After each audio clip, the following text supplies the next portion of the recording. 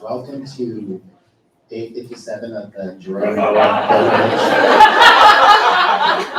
I'm really happy to see everyone because it's been, we've been doing so much, having an incredible experience. It's been kind of exhausting, and I know conversations were flowing. There was a party, and I won't say the room number, I think it was 300. The party went on all night, as it has been. I just heard about it, so I wasn't invited. But clearly people are connecting and learning and seeing old friends and family members, and it's just incredibly memorable. So I'm glad that it's flowing along like this. And here we are today with another great day of programming. Just a couple of quick notes, and I'll repeat it at the end, but we have Frank presenting today and having this conversation, and there'll be a chance for all of you to ask questions. After that, there'll be a signing where his book will be for sale, and I'm hoping every single person will buy a copy for themselves and family and friends. The signing will be just in the back room where we have breakfast in that meeting room conference area. So that's where that will be happening. Then after that, Rob Busher is going to give a short presentation about his project, and I just want to make sure I get it right. It's the Japanese American Confinement Sites Consortium, and so there's a lot going on with that. So come back in after you buy your book from Frank and got it signed.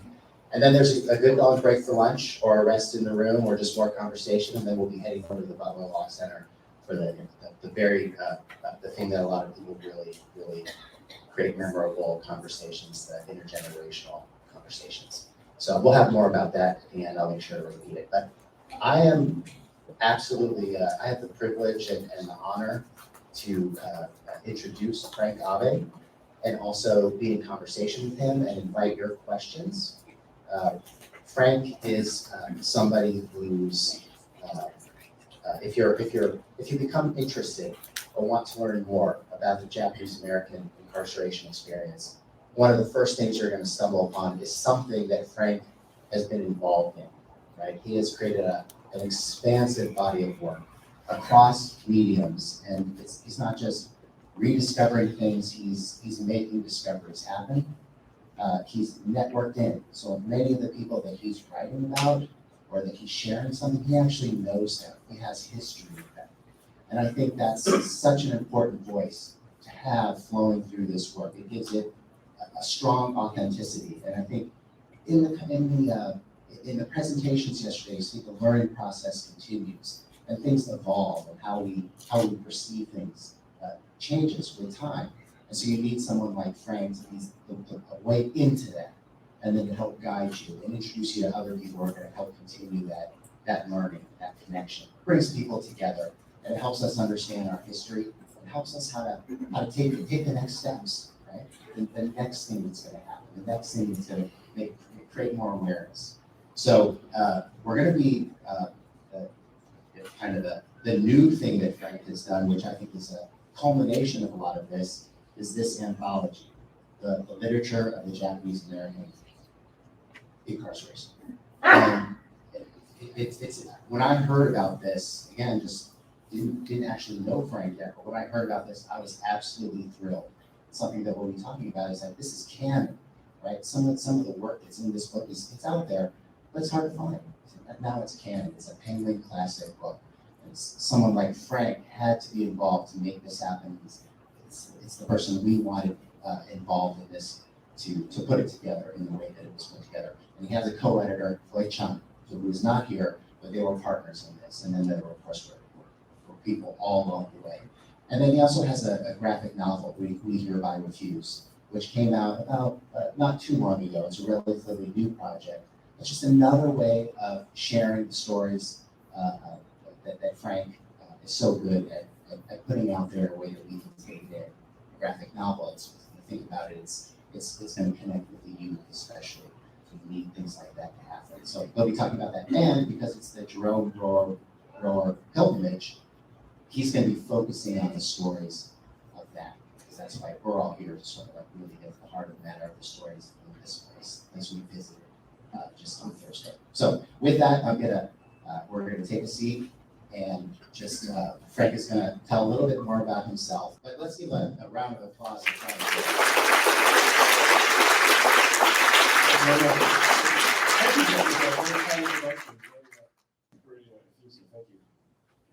So I did give that sort of overview, but one of the things that is a major theme in your work is resistance. In fact, your website is resistors.com.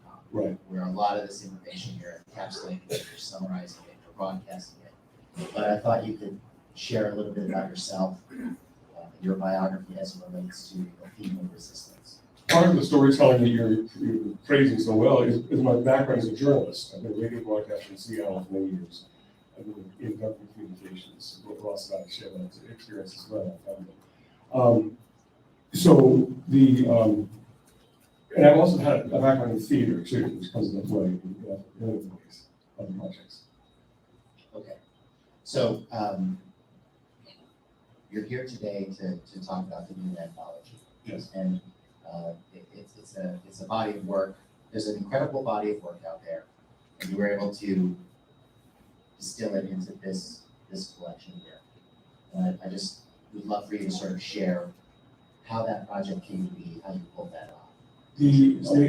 As of all my projects, it really was not something I sought out to do. The graphic novel was a commission from the Ring Museum of Seattle. They got a grant from the JAX program to create a series of graphic novels, one of which was about camp resistance. I suppose my background in camp resistance stems from my film in the year 2000 called Conscience and Constitution, where we recovered 25 years ago. You could not talk about the draft resistors, the opponents of registration in camp without getting some pushback from the Japanese military. Well, at the time, the elders, the Nisei. Now we're the elders. The San says the elders, but at the time, the old guard JCL was very opposed, had suppressed for decades talk about draft resistors or so-called no-nos.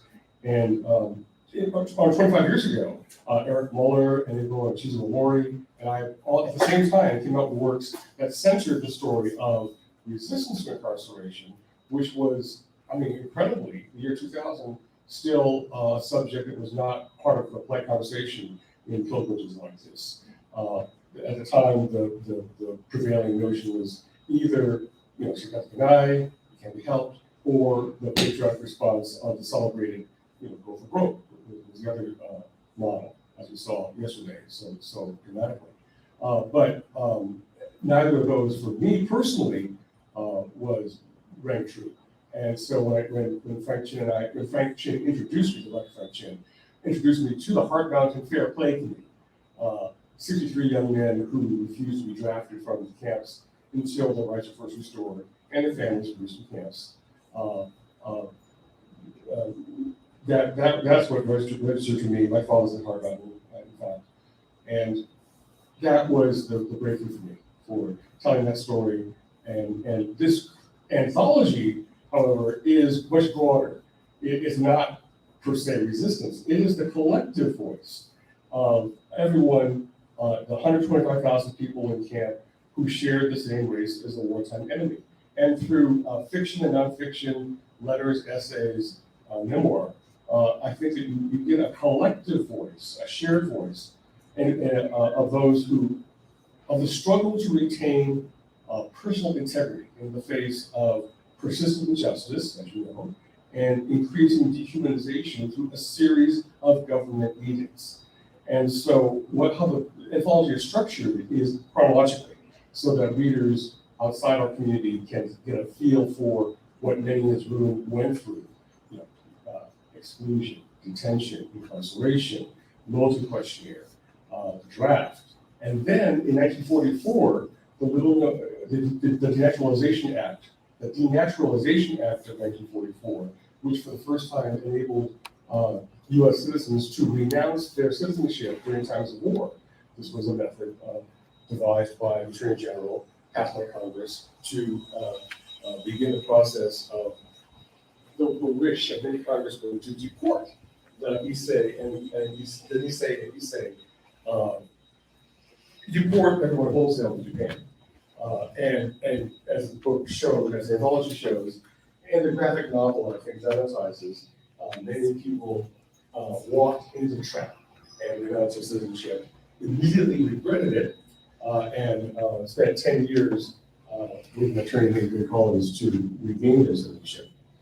That's the arc of incarceration. So the anthology collects both the writings of the people in camp in response to a succession of edicts. And we also reprint all the government documents as well, the executive order, exclusion act, exclusion order, and the entire loyalty questionnaire, all 28 questions, which I'm surprised many readers find revelatory.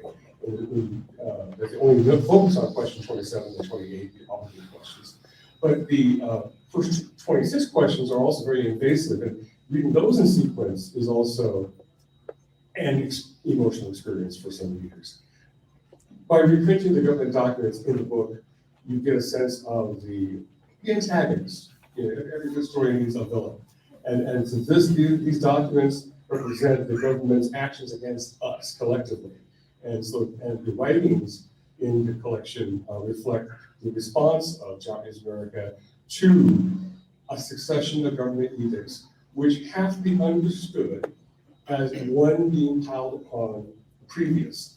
So, the loyalty questionnaire did not come in a vacuum. It comes on top of removal, forced removal, detention, the loss of your freedom, property, and education, of course, detention in fairgrounds and racetracks, and then permanent incarceration in deserts and swamps. And for that section, I called it this section, Deserts and Swamps. And I really wanted to come to this pilgrimage to experience firsthand the environment here of Arkansas, because I've been at Hard Mountain to Lake Manzanar several times, but I didn't have confidence writing the word swamps in the subtitle of the chapter. So I had to call my subject matter expert, Aaron Aoyama. I said, Aaron, was Arkansas, was Jerome really a swamp? He says, oh yeah, Frank, it's fine. You call it a swamp, it's fine, you'll be safe. And going to the cemetery at Rohwer, really seeing puddles of water by the roadside, I can see, yes, this was a reclaimed swampland. So I'm really glad to be here. But the anthology captures all that through 68 selections, 18 of which are translated from Japanese. And the other part of the anthology is reclaiming, capturing works that have been overlooked on the shelf, buried in the archives, or languishing unread in the Japanese language for 80 years. And so we found many translations that have been the recent translations, and we commissioned 2 new translations from the literary magazine of the Tule Lake Segregation Center, a magazine called Tasaku, which I'll talk more about at the Tule Lake Pilgrimage. So there's a lot of new material in this book that's freshly collected through the lens of someone like myself who spent a lot of time, 40 years, kind of thinking about all this and kind of processing it and kind of sequencing it in the right order. That was one of the things that really struck me was when you're putting a book like this together, it's about choices and about discovery. So there's a lot of work that goes on, just on everything from thinking about the cover to the brevity of the introduction to the way you organize the content so that it's telling that story. And I think even just now, where you were sharing, some of the things that were in it, there was information overload. Right? You're able to drop names, you're able to drop part of the historical record, where you were finding some of this material.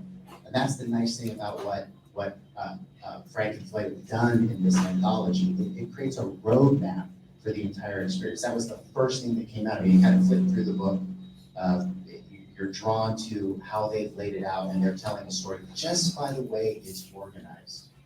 It contextualizes paper classics, as you know. This is a classic, the black and orange white cover, as you're all familiar with, as a series that has democratized quality literature by putting affordable paperbacks in the hands of people. And they also, Penguin Classics has a reputation for contextualizing important historical periods for a modern audience. And so what this does, I hope, and I haven't met any teachers here on this pilgrimage, but maybe online, that it's the kind of work that a teacher can use in class and just give it to students to hear. This is it, read this, you get the whole picture. And then the teacher can also supplement it with localized stories, journals, interviews, or favorite movies that they can teach this with. So it has that breadth. It definitely does. I think and you mentioned it, but some of these works that you were pulling out of the archives, they were translated for the first time. There were discoveries that happened. Can you talk a little bit more about that? Oh boy, there's so many works.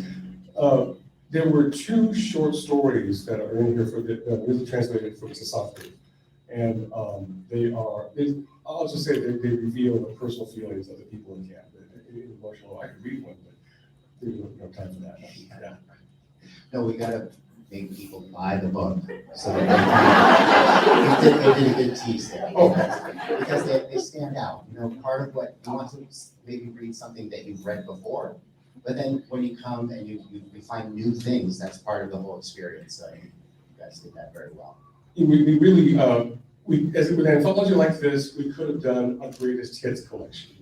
The temptation is you go for the familiar, you go for my friend Jimmy Wakatsuki Houston or Julie Otsuka, Hisayo Noda or Kokoyuchi. Familiar names, collect them, footnotes, headnotes, done. But we really wanted to dig deep. I mean, 1975, 40 years ago, I was a young 25-year-old in San Francisco, and I was buying these hardback books I couldn't afford. The Derelicts of Company K by Tom Shibatani.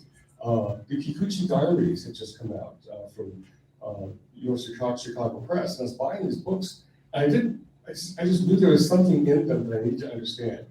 And so I'm just glad now that after all this, I've been lugging these books and files and papers that people have given me over the years, from house to house and city to city, just dragging them with me, and finally haven't had the chance now to slot individual stories and episodes into removal, detention, incarceration, multi questionnaire, draft, and then resettlement, redress, and the current moment. So the book does bring us up to the current moment, which is the first anthology to do that. We used to call this chapter at the end, never again, or, you must not repeat history. Our chapter is called Repeating History. Just repeating history, because as we know, we've seen this happen in the last 8 years. And there's a very strong forward to that effect in the book. And I'll ask one more question, and then you can Yes, do the presentation. But this has come up in our presentations yesterday, where the way in which we are taking in material, the way that we're interpreting things, the way language and how we even understand something evolves with time, just from coming to a pilgrimage and learning things, and just how the nature of time changes how we view things. It's something that can create friction in the way that people are talking about something. Some person has a viewpoint, another person has a different viewpoint about the same material. So I just wanted to get your thoughts on how you handle that evolving nature of this material. The material is what it is, but the interpretation of it evolves. That's something you had to contend with in this anthology. I'm not sure I understand the question. Just the way that you're having to take material that maybe was written many years ago, and it means what it means from that time, but our view on things has evolved. We've learned more things, so the material takes on a different meaning. Yeah, and a lot of that has to do with how you present it. For example, you open the graphic novel with Shelley Orta's self-published novel, Upon Their Shoulders, about the experience of Issei in Japan, and from in Hawaii. It was a Hawaii plantation experience. And we could have, picked any part of that novel, but I really wanted to focus on her experience being in Hawaii. Her most powerful episode was the description of a character, Issei Farmer, seeing the attack on Pearl Harbor, because that's where she was. And so, the selections called "Those Planes Outside Aren't Ours," and that's, he sees the planes, he thinks that they're Navy fighter pilots on maneuvers from AIA, from Pearl Harbor. And he realizes he's at zero, and he goes, "Oh my God, those planes aren't ours." But in context, it immediately establishes for the reader where his loyalties lie. He's not shouting "Banzai, Banzai." He's saying, "Oh my God, those fools, they're attacking us." And so right away, he's an American in white. So that was the context around it is so important. So anyway, I'm going to tell the story of Jerome. I wanted to localize the two characters in anthology who were in Jerome, and this may be new information for many in the camp resistance here at Jerome. To do this, I have to jump between the anthology and drawings from a graphic novel from Music Press called Hereby Refuse, Japanese American Resistance to Wartime Incarceration. And both center two voices from Jerome as key players, as I say, in this arc of the experience. Violet Coswood Cristoforo was a recognized Tonka poet from Fresno and the mother of 3 young children, including a newborn. George Kuratome was just 28.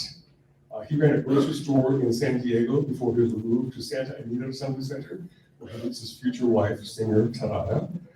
And as you know, Jerome's incarcerees come from California, from Fresno, flowing maybe south of Sacramento, and various parts of Los Angeles.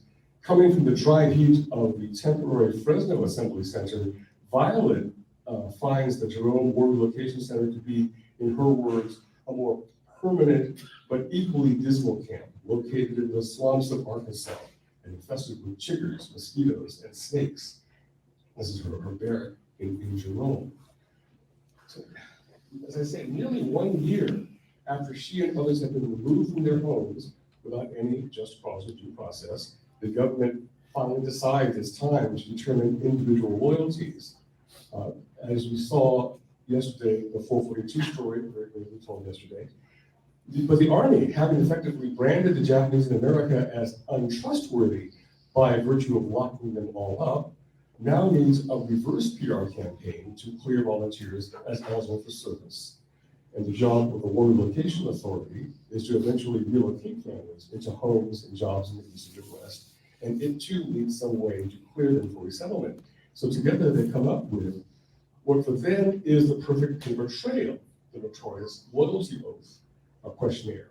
The two agencies combine the questions into one form, but no one knows the consequences of a yes or no answer. So the last two questions. And at Jerome, 600 Kibei men in Block 42 refuse, they meet and they vow to refuse to register. It's not something that's talked about a lot. The division at Jerome is not one that they wanted. It's a division created by this government paperwork, and it's dramatized in this painting by Henry Sugimoto. You may have seen this title, Reverend Yamazaki was beaten at Camp Jerome. Father John Yamazaki was a Protestant minister from Los Angeles, and Issei, whose only offense was to translate the loyalty questionnaire into Japanese for the benefit of Issei at the request of the Jerome camp administrators. And it's a very visceral thing. He's getting kicked in the crotch there by someone in camp who has a very real resentment of anyone considered an emu, a dog, a collaborator, whether he's JCL or not. And Jeffrey, you did a recent blog post about Paul Yamazaki, the bookseller from City Lights in San Francisco, the new book out. This is the grandfather of Paul Yamazaki, the bookseller. Yes, Reverend John Yamazaki. So a group called the Committee of Six at Jerome leads the resistance to registration, leads the resistance to the administration of this loyalty questionnaire at Jerome. Among them is Shizuo Kai, a 30-year-old from Fresno who becomes a Buddhist priest in Jerome. As a group, they go to project director Paul Taylor and ask, are these trick questions? If I answer yes to 27, am I automatically enlisted in the Army? If I say, you know these questions. If I answer yes to 28, to forswear allegiance to the Emperor of Japan, am I admitting that I was loyal to Japan before? Am I creating evidence that can be used against me in some future later tribunal? The Reverend Kai speaks only Japanese. He's a translator, and Reverend George Kuratomi steps forward as translator for him and spokesman for the Committee of Six. And George Kuratomi becomes executive secretary of the Daijo Buddhist Church in Jerome, a congregation of 300 who desired expatriation to Japan. So whether their organizing played a role or not, Jerome has one of the lowest rates of yes answers to question 28, the highest rate of segregants to Lake, and the lowest rate of volunteers for the Army. And Violet and her family too also refused to answer the questionnaire. I mentioned the name of Tule Lake after the perceived failure of the Lowell questionnaire.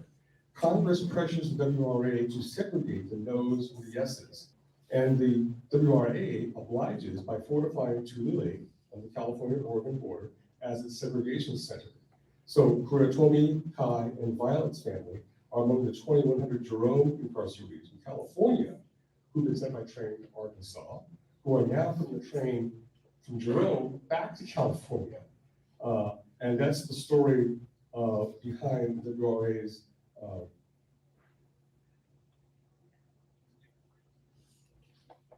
the photograph that Jeffrey showed us yesterday. This is the story behind the photograph Jeffrey showed us, people waving goodbye to the people leaving Jerome for Tule Lake. So on their arrival at Tule Lake, segregants from Jerome are fingerprinted and photographed. And in our anthology, we have a selection from a novelist named Kazuo Kawai, who describes the feeling as like, this is like going to prison. The files of Kai, Kuratomi, and Violet's brother Tokyo Yamane land on the desk of the Tule Lake project director, who was warned to keep an eye on what he's told are the troublemakers from Jerome. But all that George Kuratomi and his fiancee, singer Terada, see are continued indignities.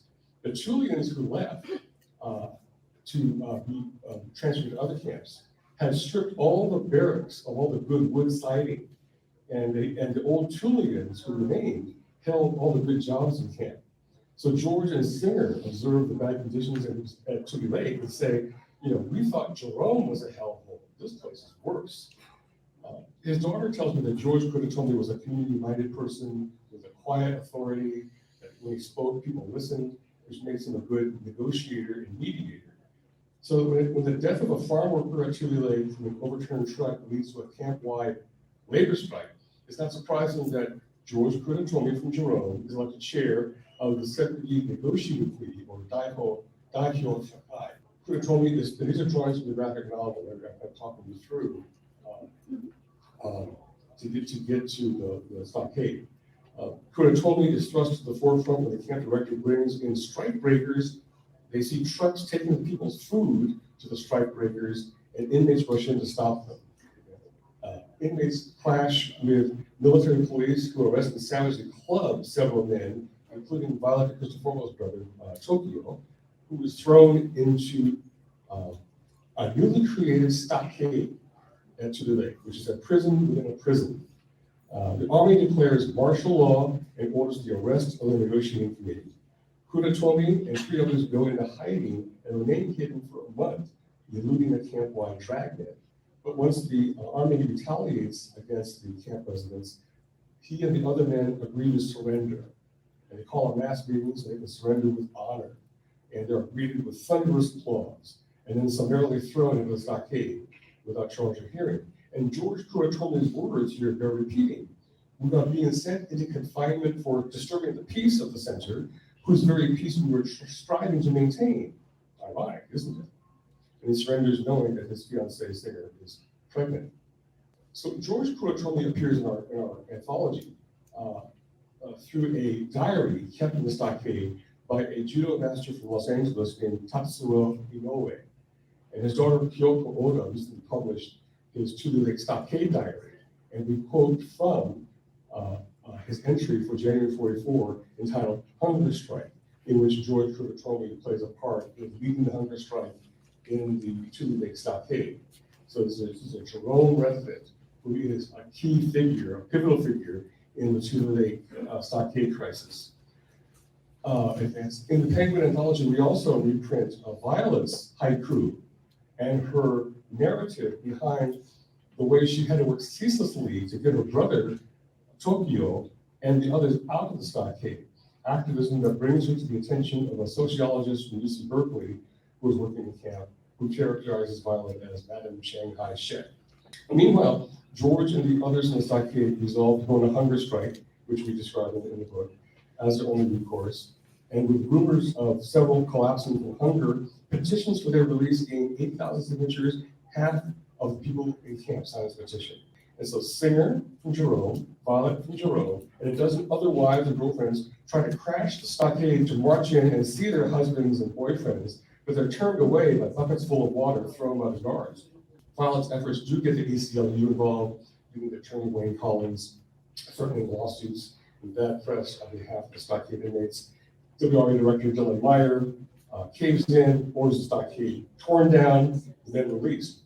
And George finally gets to hold his daughter, Yuri, who by now is a few months old. So when Chili Lake is closed at the end of the war, George and Singer leave with a baby on a train for Pennsylvania. They resettle in a rural town in North Pennsylvania and called Cruiseport, and George finds a job managing a potato farm. He later becomes a sales manager for a radio station that broadcasts to local farmers. Violet and her husband expatriate to occupy Japan, where she accuses that Berkeley sociologist of snitching on her to authorities, creating barriers to her travel that tear apart her family. That is a whole other story from the day. But Jerome was the president and will include her writing in anthology. So the point here is that by publishing these drawings and writings, we are now beginning to center the story of the Jerome resistors and the Chili Lake renunciates as key figures in the continuum of the camp experience. Before I take a seat, I want to mention Rohwer. Our collection includes 3 pieces from the Rohwer Connections, a poem by Janice Mikitani, who was a child in Jerome, part of a novel by Perry Miyake, who had a parent at Rohwer. I'm sorry, Janice Mikitani was a child at Rohwer, did I say that correctly? And also from the Rohwer newspaper, to open our section on resettlement after the camps, we found a really crazy piece, kind of Japanese American futurism against. James Takeda was nicknamed the Bean for being thin as a string bean. Maybe you saw his columns. He was the pipe-smoking co-editor of the Rohwer Outpost, for which he wrote a column called Once Overs. In May 1945, as Rohwer was being closed early, young people begin moving out, resettling the Eastern Midwest. Bean Takeda looks ahead 100 years and writes a piece called The Year is 2045, in which a boy and his father, dressed in loincloths, stumble upon the remains of the Rohwer barracks. And the father describes how they are descended from the people who refused to leave the center when it closed in 1945. And the son asked the father, who were these people? And the father said, oh, they were Japanese like us who refused to leave. It's a crazy story. I'm not going to repeat it for you. You have to read it to believe it. But it's in the anthology. The year is 2045. So with that, let me just return to our conversation with Jeffrey, and thank you very much.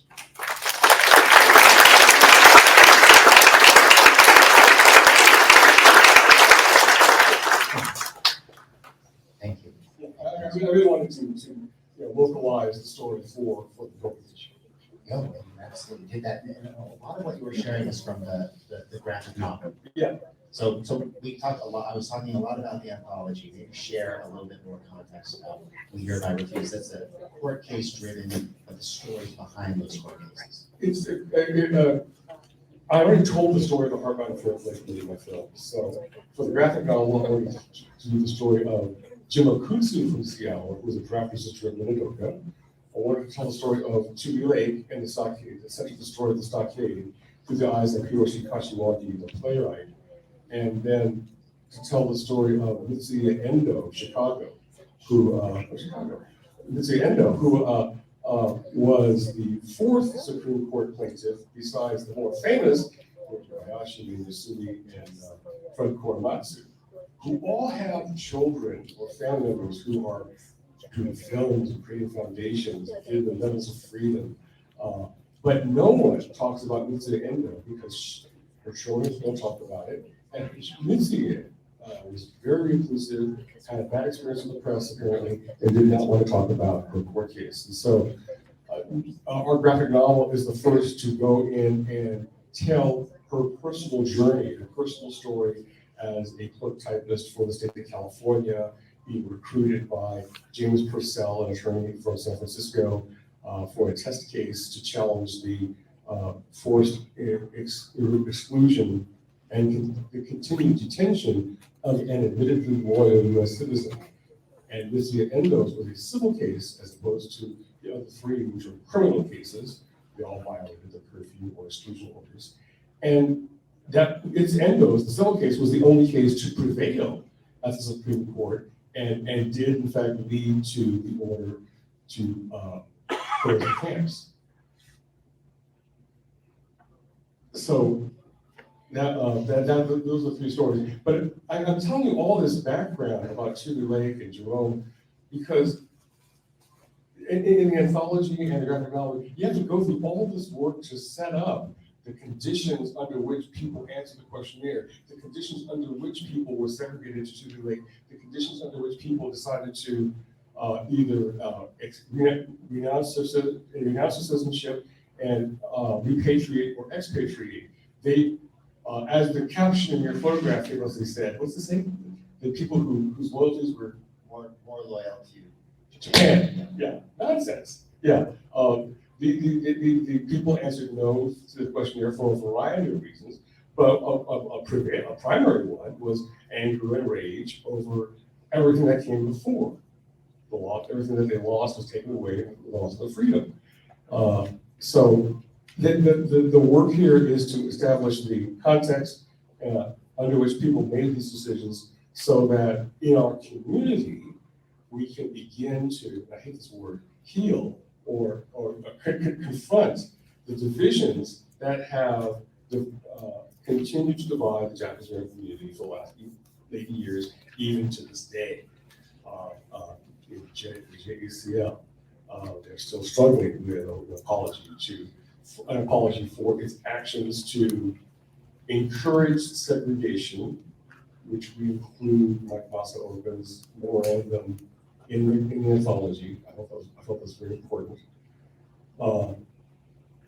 And its continued ostracism and demonization of the Jerome residents who at Chili Lake, who expatriated or repatriated or renounced citizenship. So that struggle continues to this day inside JCL. So the effort here was to use the graphic novel and the anthology. I'll tell you a secret. I should close to the online audience, but the subtext for the anthology is really to lay out all these steps, A, B, C, D, to ramp up to the most problematic part of the Japanese American experience, which is, of course, Chili Lake and the stockade to Chili Lake, and then the existence of prison gangs inside a prison. Whenever you have a prison, you're going to have the prison gangs. That's inevitable. But the government created a prison. So it's not something that they chose to do. You would not have had the Hoshidan marching through LA if they had not removed us to Fresno, to Jerome, to the lake, and then the stockade. So the subtext of the anthology is to ramp up to the Hoshidan so that you understand with the selection by Tom Akashi called Betrayed Trust, a selection we call Badges of Honor, where he describes the bugling at Chili Lake and the Washoi military style calisthenics that woke people up at 5 a.m. At Chili Lake as simply expressions of people struggling to retain the last shred of human dignity that they had, that the government had left them at Chili Lake, where they felt abandoned by the U.S. government, being prepared for deportation by the government, and abandoned by the Japanese American mainstream community, who regarded them as disloyal, the loyalties to Japan, we call it pro-Japan, basically, which In some cases, it may have been true, but in many other cases, was not. The key quote from Tanakashi, which I used in the graphic novel, was, "For the first time, by bugling and doing twisted calisthenics, for the first time, I felt good about being Japanese," which I thought was, that was a light bulb moment for me. That is the background for it. Yeah, no, I mean, when Frank is speaking, you see the wealth of knowledge that's coming into all of this, and he's dropping names in case it can be overwhelming, and I think that's the amazing thing about the anthology and the work he does, because it distills it down, and it actually creates a pathway to figure out what it is you're seeking, what it is you might not even know, and it hits you. You just mentioned the light bulb, Yeah. and then it takes you on a path. And I'll just a quick example, then I'm going to turn it over to questions to the audience. But Violet and Christopher, Yes. it's coming up. Some of you may know her book May Sky, which is a collection of poetry, and then there's a haiku, but there's also like a historical account of how the haiku was in the culture. How they had clubs, there was a whole world built around it. And there's, of course, also haiku from the concentration camp experience. What's interesting is, I mentioned this to Frank, that I have that book, which is out of print, by the way, so I actually had to get that book. It's another valuable thing about this anthology. A lot of this work might be actually hard to find. Now it's not. And then that brings more awareness, and that makes it so that the work will be easier to find. But there's a whole other story to Violet that I didn't know, and it's a pathway for me to want to learn more. It's a much more complicated story. You were able to just share that with me. It's part of this book. It's part of the graphic novel. Yeah. I pulled this magazine off my bookshelf before I got here for You Give to Jeffrey, which is Rika, published in New York City by George Yuzawa in the 90s, and a friend of Michi Weapons. And Violet, I interviewed Violet Christopher in 1988. And she was a tough cookie. She was a very strong woman, but with a haiku. I mean, she was a poet, and she had that refined sensibility of Japanese language as well. Yes, and this is inspiring me to want to get that book back into print so that it's more available, as it should be. But I think it's a living example of what this work can do, which is, Frank sent me a PDF of the article he wrote in 1988. But that just said so much to me. I mean, he was working on this before then, but also back then in 1988. And then the work continues. Yes. Okay. I'm tired. No. Actually, such an energizing presentation, but you've got a lot more work to do. A lot more So work to do. keep going. And I know you will. So I would love to turn it over. Did you have anything else you want to share? Okay. So let's turn it over to questions. We'll have the mic come around. Yep, Ross. Hi, Ross. I was wondering if, through Den Show and other historical sites in San Francisco, we've been given ideas or formal training in some ways about looking up the archives. Are the questionnaires available? I'd like to know how my father obviously signed yes, who left the camp, but are the copies of those questionnaires available for us to retrieve? Not searchable by online, but if you get your father's WRA file from the National Archives, have you requested his WRA file? Well, I did look, I just wanted. No, what you have to do is request to the government. There's a form to fill out online to request your family's WRA file, which is still kept by the National Archives. And in there, I found my father's questionnaire, in which he had a no answer for any of the questions. But they're not available. They're not broken out. All Den Show did was scan the intake forms that give the dates of intake and outgo from the camps and the birthdays and so on. So there's statistical data that Den Show has, but they don't have access to 125,000 individual files. That should be requested, but you can request it yourself, and you should. You all should. Another question.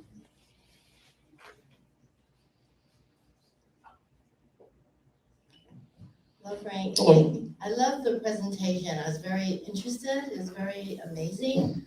But I had a question. You brought up something about, you said something about your first time you were proud to be Japanese, or you were, Tamakashi, a young teenager at Tule Lake Segregation Center. His father was a leader in the Hoshidan and introduced him to the Hoshidan leader. Hoshidan being the return to the Japanese homeland or some crazy Japanese name like that. By joining the Hoshidan youth group, and they get at 5 a.m. and they would do calisthenics, and they would march around camp in formation, and they would go watch short, watch short, watch short, watch short, and then blow the bugle. They had these bugles they ordered from the Sears Roebuck catalog, military style bugles. So they would blow, I think Japanese military martial arts themes on the bugles, and they had hachimaki headbands with the rising sun on it, and sweatshirts printed with the rising sun symbol, which they also ordered from Sears Roebuck silk screen. True story, true story. I got that from Tamakashi's memoirs called Betrayed Trust, a self-published book, 2004, Author House Press, that he self-published, and you can find it online, but it's not in good bookstores. And I took his chapter called Badges of Honor. So the hachimaki, the marching, and the bugles he regarded as the Kibe leader of the Hoshidans. Here they bestow these bugles on young Tamakashi. This is your bugle. Treat it as your badge of honor. And he did, because it gave him finally into the lake after removal, loss of freedom, loss of education, segregation, stockade, to the lake. It finally gave him a sense of belonging to something, because America was saying, you don't belong here. But America was saying, you don't belong here, you're not American, you are an alien. And the sense was they were being prepared for either a firing squad or deportation to Japan or some crazy future that they had no idea was going to happen after the war. So the effort in Tule Lake was to learn the Japanese language and culture, because one way or another, you're going to end up there. Because this country has shown you it doesn't want you here. It's a different experience from the other WRA camps where people were volunteering for the service, relocating to Chicago, Cleveland to get jobs and go to college. There, people had more opportunities, but at Tule Lake Segregation Center, the experience was much, much different, because it was a prison camp for those who had been classified as disloyal, when in fact, disloyalty, as I try to explain in the graphic novel, is simply an administrative classification. Tamakashi had committed no overt acts against the US government. He had poisoned no water supply, sabotaged no defense plants. You couldn't do that in Tule Lake, removed from the West Coast. So it's simply an administrative classification. The government, having given you the questionnaires with a binary response, yes or no, when you answer no, you get sorted into a category. And again, no one knew that at the time they signed, they didn't know the consequences of a yes or no answer. The consequence was segregation to a prison camp. And once their horizons shrank into just one, which is Japan. And so Badges of Honor was Akashi's feeling of, finally, after all the humiliation, rejection, name calling, and injustice, I finally feel good about myself, I finally feel good about being Japanese, because I have this bugle, I have a sweatshirt, I'm marching with my friends, and we have a bond. And it was an emotional response they had, I think. So that's the context for the first time I feel good about being Japanese. nice, thank you. Can I just share something Yes. real quick? Being born in Utah in a Mormon country, I did move to California until I was 22 after college.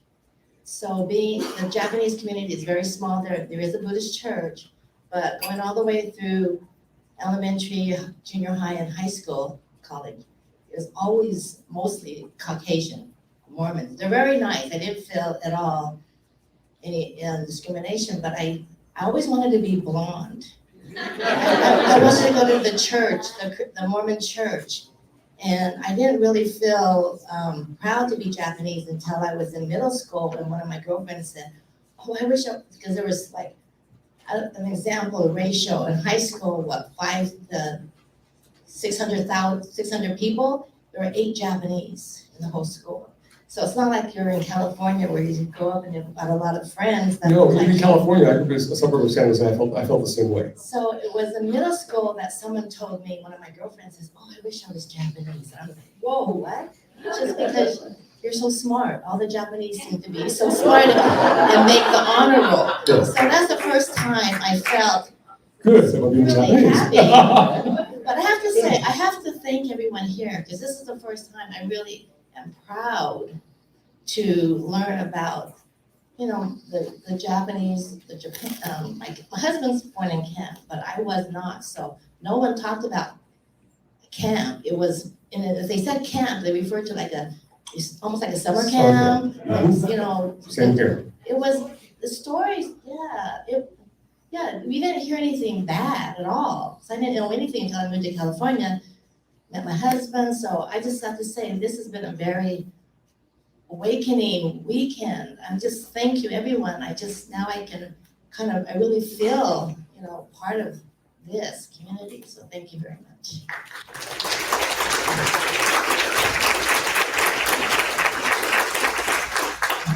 I did not sign them out, look, Yeah,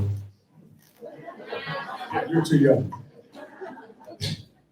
I feel that you should drop the mic. I think we could.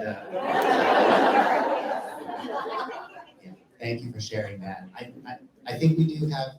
That was wonderful. So that's why we're here, right? So thank you for sharing that, and I think we're all feeling some form of that. I think that's the goal of these pilgrimages.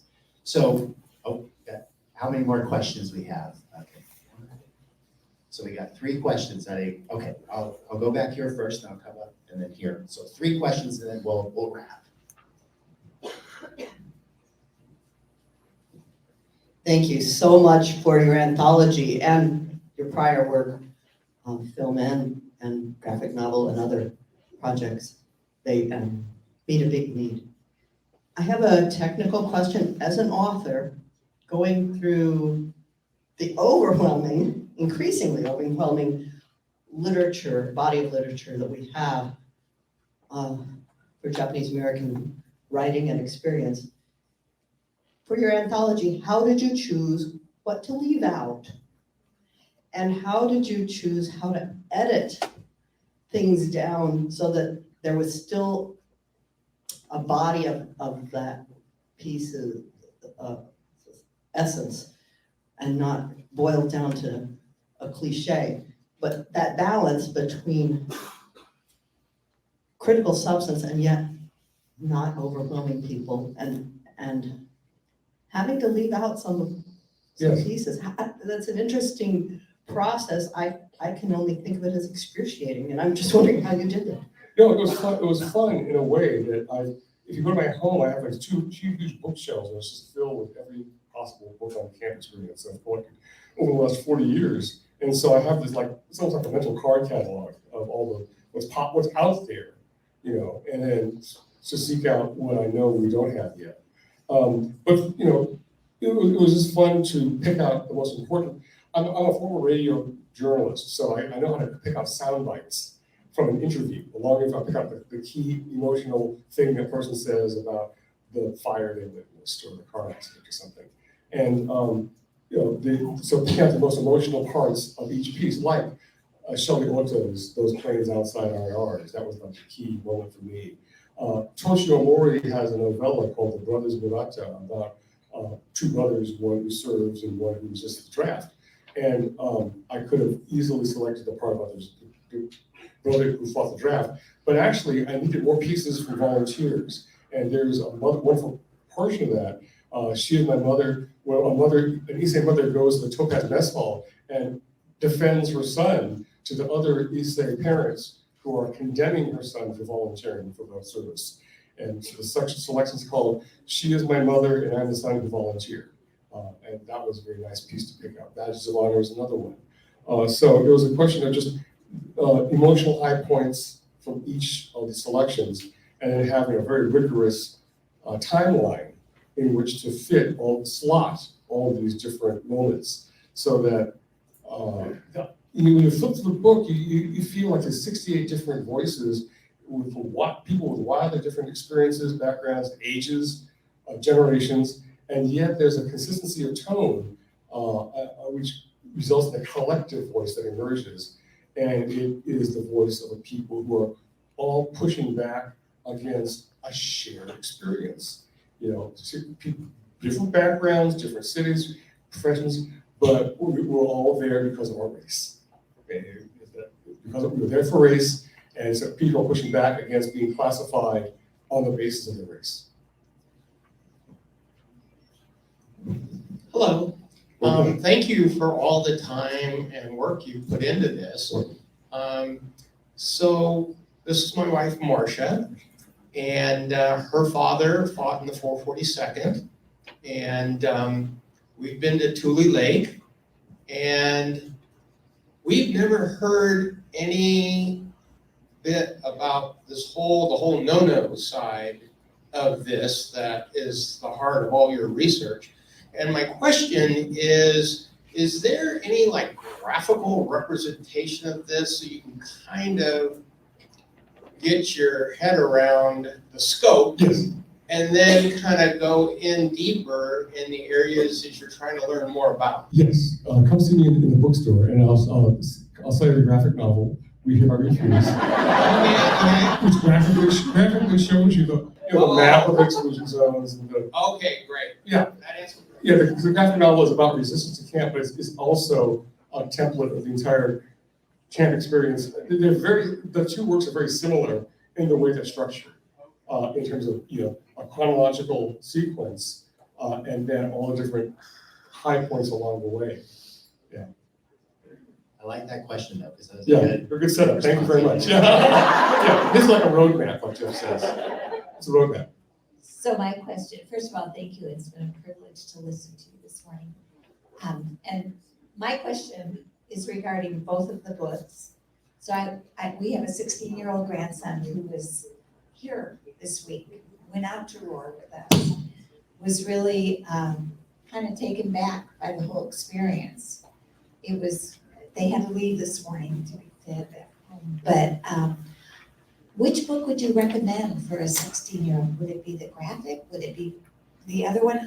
He's also that's like studying. choosing one of your children, which is like, I mean, for a 16-year-old, obviously, you get them all, but the graphic novel. Well, I am going to get them all. He's also studying Japanese in high school, which we're thrilled about. Oh, well then, the graphic novel, of course, is more accessible to ages 6 to 16, Right. But there is a lot of Japanese, there's some Japanese katakana and hiragana in the anthology that if they're studying Japanese, they can compare the two languages in the anthology. Oh, great. Yeah. So I'm going to buy 2 of those. I think great graduation presents, by the Actually, way. I'm going to buy 3. One for his Japanese teacher, his instructor at his high school. One for, I'll get both of them for him and one for us. Yeah.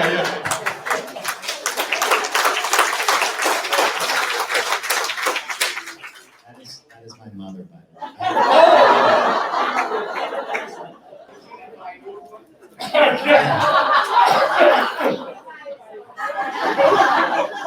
I did buy my own. I have it at home. I bought the anthology from a local bookstore in where we live. So, you have one last question? Yeah. Okay. Okay. Last question. Thank you so much. It's so interesting, and I've learned so much. Just like Patsy mentioned too. My parents never spoke about it much, and so this is so eye-opening for me. and this is my first pilgrimage, so thank everybody, because this is amazing. My dad's experience was a little bit different. His family was pulled out of Poston and put on the hostage exchange ship on the Grip Zone. And is that in your book, anything about that? Our book does not cover Japanese Canadian incarceration, does not cover the hostage taking of Japanese in Latin America for a hostage exchange program.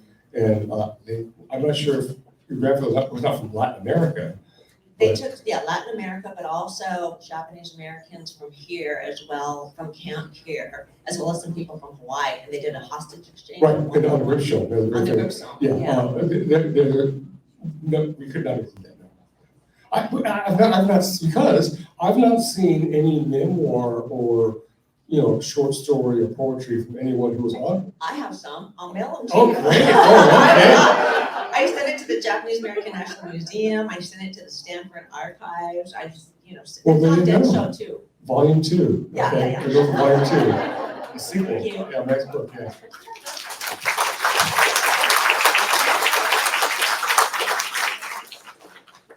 That was wonderful. I mean, we've got book selling going on here, more research happening, discovery. So, well, I think that's a wrap. Frank is going to be so real quick, there's going to be a couple of announcements, so hold on one second. Frank will be in that back room behind the breakfast area, and the books are there. It's a local bookstore, Paper Hearts. Judy, who's on the planning committee, helped arrange that, so we're supporting a local business as well. And let's just give a huge round of applause to Frank.